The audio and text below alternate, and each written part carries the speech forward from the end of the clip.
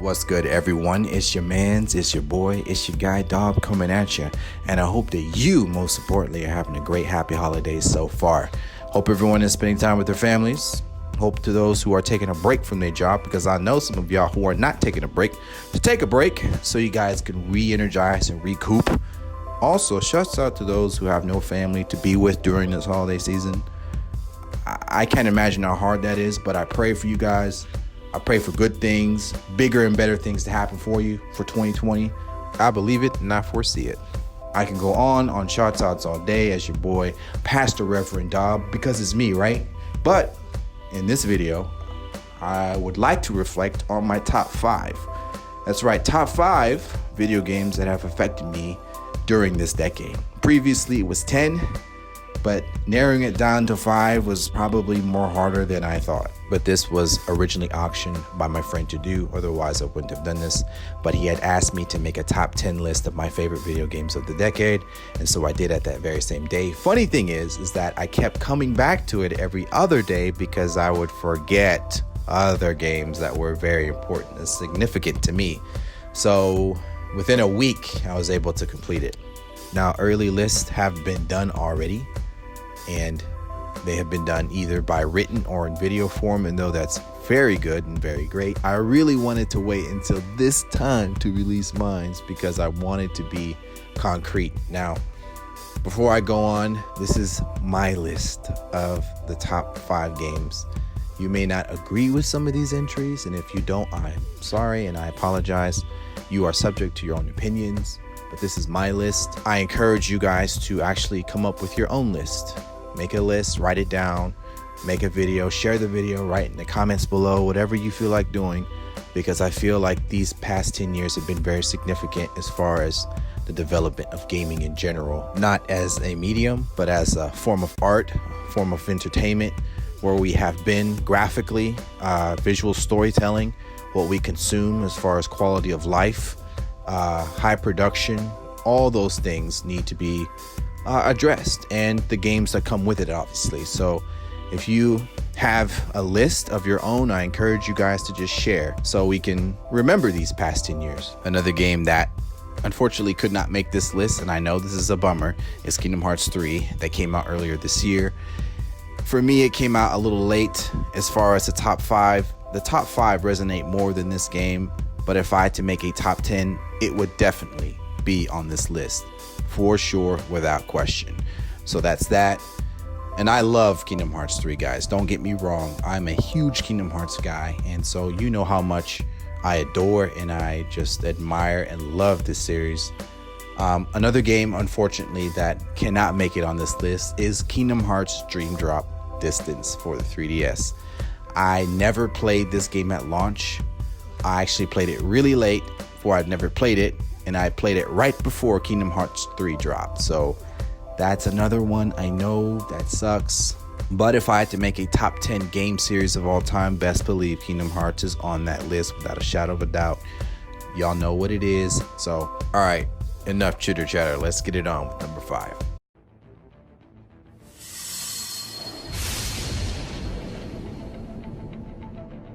This game warrants no introduction, but I'll introduce it anyway. My number 5 goes to Metal Gear Rising: Revengeance. You know what it is, y'all. Come on now.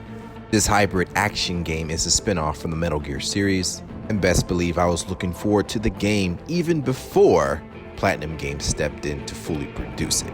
This game is themed around Zendatsu, or the art of cutting and taking. The cutting mechanics I felt were pretty new and innovative and no question fresh, obviously coming from the man himself, Hideo Kojima. This game is a gem of pure cyber ninja combat, overhyped boss battles, and an over-the-top story that, yeah, is pretty wild, I have to admit, but it's very self-aware of what it's trying to be. The camera system is not great, I'll admit, but if you know what you're doing, this game is a blast. Seeing Raiden develop as a character who was already great in MGS4 was very welcome. And of course, Sam's arc, who by the way is my favorite character in the game ironically, is unforgettable. We gotta give it up for our Jetstream Sam's rocket-powered sword sheath. Say that really fast, 10 times fast. I mean, that thing alone encapsulates the whole game for me. I mean, what's cooler than that thing, man? Jeez, come on now. If I had to give the most coolest award, this game will receive it hands down. You know what I would love more than anything is a true sequel or current gen of this type of game. Like, make this happen. Like, we have to make some kind of hybrid sequel to this game. Unfortunately, we don't have the luxury of Hideo being with Konami, but one could hope and one could dream. I definitely still hold this game to high regard, and I love this game. I really, really do. And let's not forget Yoji Shinkawa's stellar hand in creating some of the most dopest character designs for this game as well. Y'all know what it is, man. Much love. I love this game to death. There is absolutely no way that I can ignore how impactful this particular RPG was in this decade. I fully believe that this RPG was just as impactful as Final Fantasy VII was back in 1997, and I mean that with all earnest. My number 4 goes to Elder Scrolls V: Skyrim. That came out in 2011. Now, funny story, when this game came out, there was another game that came out along with it that was called Legend of Zelda Skyward Sword, and I actually bought that game first before I got Skyrim. And I love Skyward Sword. It's probably one of my better favorite Zelda games, but it was later on that I actually played this game, and ironically enough, I actually played Morrowind or Elder Scrolls 4 beforehand. So playing this game for me was something that I'll never forget. This game was the one game that I could play without any walls, and the freedom to do whatever you wanted. You didn't have to do the story. You didn't have to do the mainline quest. You can go in there and be a hero. You can go in there and be a robber. You can go in there and just start killing things. It's all up to you. You didn't have to follow the main story. You didn't have to be the Dragonborn. You didn't have to do any of that stuff. It was all centered around what you wanted to do. The remaining RPGs that came out afterwards were based from this kind of formula or this genre or this style of RPG at the time. Now, I said that this game was impactful as Final Fantasy VII was. Now, remember, to me, Final Fantasy VII was the standard for a long, long time as far as RPGs were concerned. But Elder Scrolls made it into something even better. It took it to the next level. And that, to me, was something that I enjoyed. I played many, many hours in this game, many adventures. There are so many things I've done. I will never, ever forget how much fun I had in this game. Saying that this game is great is truly an understatement because, yeah, we've had iterations of the games that have came out afterwards for the consoles later on, but that should kind of show you how impactful this game really was and still is to this day. As far as what it represented, it kind of made the open world RPG more popular, and so we have this game to be truly thankful for. This game is just epic. It's legendary. This game will probably be looked at as one of the more important RPGs. Now, all of this is coming from me and my experiences. You may have a different opinion, but I really feel that this is a milestone in regards to RPGs as a whole.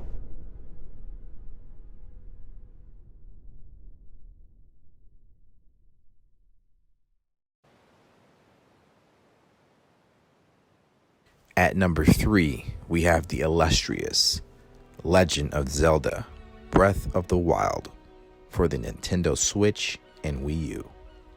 This masterpiece was an ode to the very first Legend of Zelda, and though I agree, I thoroughly believe also that this is an answer to Skyrim that came out around the same time Skyward Sword came out.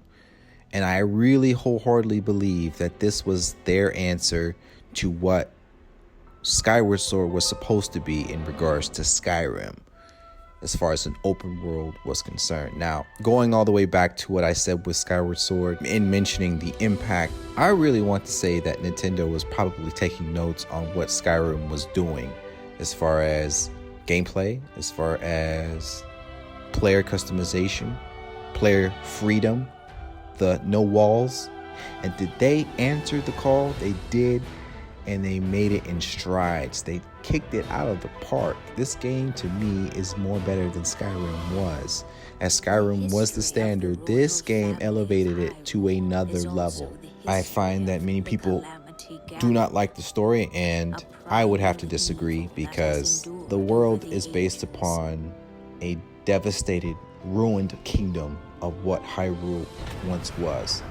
And the story is basically just the theme of rebuilding, the theme of getting back up when you fall down, the theme of trying again when you failed. And I believe that that is the theme around this game. It's not how you fall, it's how you get up. Ironically enough, as you play as Link, you actually experience the rebuilding of Hyrule. You actually get to solve puzzles, link up with old allies, and kind of understand what the history of Hyrule is. And I love how they combined old and new elements from the Zelda games from the past to make it a truly remarkable adventure. An adventure that I think is an evolution of the Zelda series as a whole.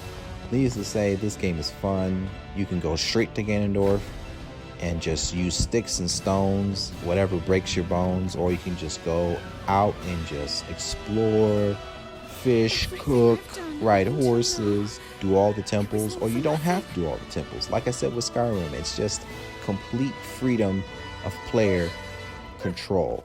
I love how it represents years and years of Zelda lore, and it just builds upon an already solid foundation with its gameplay, and it just elevates it more and more. And I'm just intrigued and just hyped to just see how much more improvement that this franchise can become.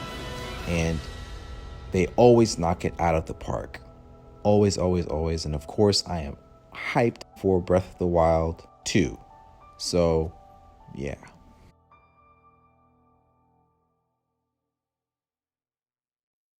Open your eyes.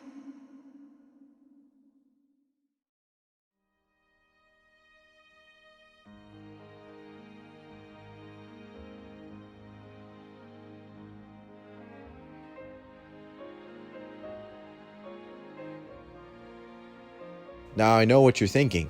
Why in the world would you place Final Fantasy 15 over Breath of the Wild? This man is nuts. Isn't it more superior to Final Fantasy 15? Absolutely. Doesn't it have more to offer than Final Fantasy 15? Yeah, I wouldn't argue that point with anyone. I put this over Breath of the Wild because this game helped me cope through one of the most darkest times of my life. Not to go into specifics, but yeah, this game incidentally came out when I was severely depressed. My mind was not sound at the time. Sure, I was anticipating this game like everyone else, and yeah, it took 10 plus years for this thing to come out, but I wasn't my happiest when this game finally released, honestly. There were two things I did to cope with this level of anxiety at the time. One was to draw, and the other was to play video games. Don't judge me. So when 15 dropped, I wanted to take a break from everything. I even took a sabbatical from my social media to take off time to play this game. Now mind you that I'm referring to the vanilla version and not the royal edition. So I took 15 days off, ironically, just to play the game, and I finished it within those 10 days. Were there befuddled amounts of plot holes? Yeah, absolutely. Was the villain the best villain ever in a Final Fantasy game? No, not really. Was the story the best ever? Nah, not really either. This game did what few games in my life have ever done. It made me care about the journey these four guys took, all the way to the end. I followed Noctis's journey as he developed from this selfish, brooding kid to the man he grew up to be. Never have I cared more for any other Final Fantasy characters than these guys. The simple ideology of brotherhood to me was more enduring than anything else in the game. When I finished it and I watched Nox say his final goodbyes to his friends, I'm not gonna lie, I teared up. I mean, I teared up hard. In death, I saw light, not to get meta spiritual, but it was healing to me. Like I said, this game isn't perfect, but this game helped me cope with my actual real life. And that is an experience that will transcend gaming in life. I didn't need any more lore or backstory or history of why things are the way they were. It didn't matter. What mattered was the journey. And to me, the payoff and sacrifice of those things was worth it. Everyone had different experiences playing Final Fantasy 15, but this is mine. 100% believe that Tabata had this in mind the entire time he foresaw the direction of this game. And I believe he meant the game to be this way for a reason. Sometimes the simplest things make more of an impact than world building. One could argue that, yeah, the previous FFs had those things and a ton of lore, but then I could argue, since every FF is distinctly different from one another, why can't this be any different in terms of impact or payoff? Why can't this game be any different from the other games? There's a part of me that would love to see Tetsuya's vision for this game as Versus 13, but I would like to say on record that though Tabata is no longer with Square, he did a great job on 15, and is why Final Fantasy 15 is one of my top FFs ever made.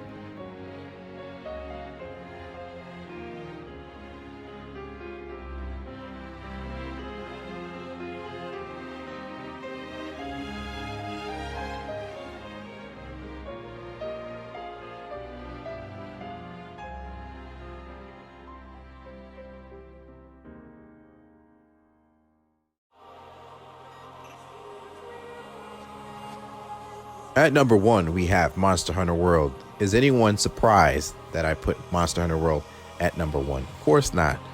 You saw it coming, obviously, right? From all the videos you've seen already. Yeah, Monster Hunter World, what can I say to justify why this is at number 1? I could kind of go off and say that Monster Hunter World is a better Monster Hunter game in terms of quality, user-friendly interface, the design, how there are quality of life enhancements in the game. There are 14 other different weapons to experiment on and armor mix-ups and all that jazz. Now, there is the optimal armor builds and all that, but do you have to play that way? Absolutely not. If you're looking for optimal damage and DPS and you want the best as far as like speed runs are concerned, or if you want to just do an optimal run, yes, they're there, but you don't have to play that way. That's the beauty of this game.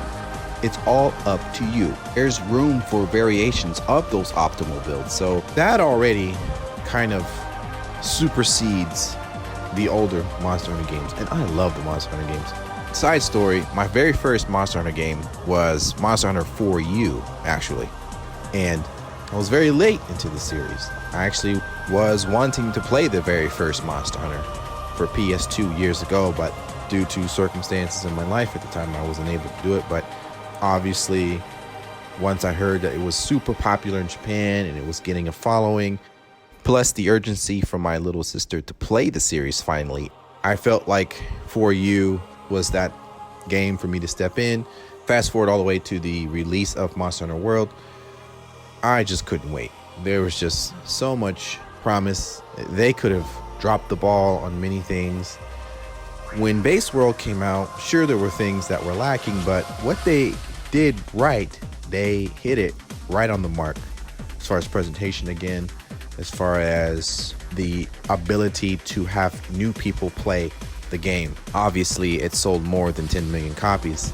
So that already kind of signifies how relative this game was to everyone. And I feel with all that said, sure, I can kind of point out why I like this game because of the speed runs, because of the monsters, because of the designs, because of the builds. All that is great and fine. But the real reason why this game is number 1 is the fact that I was able to meet the coolest people ever through this game. I made a lot of great friends playing this game. A lot of great hunts and a lot of unforgettable fights, including Extremith as well. That is something, again, that I'll never take away. with all the speed running and all the grinding, I have to say that that part is the most best aspect of why I love Monster Hunter World so much. And it's endearing. It really is. And that is it, y'all. Thank y'all so much for hearing me talk about my top 5 games of the decade. I know this is a little long, but I want to thank you nonetheless. Thank you so much. I wanted to wait also to drop this right before the beginning of the new year. And if you are watching this by the New Year's, Happy New Year's. And I'll catch y'all later. Don't forget also for your boy to like, subscribe, and do all that stuff. So thank you so much. I appreciate you guys. Much love. Happy New Year again. And I'll catch y'all later in the next video.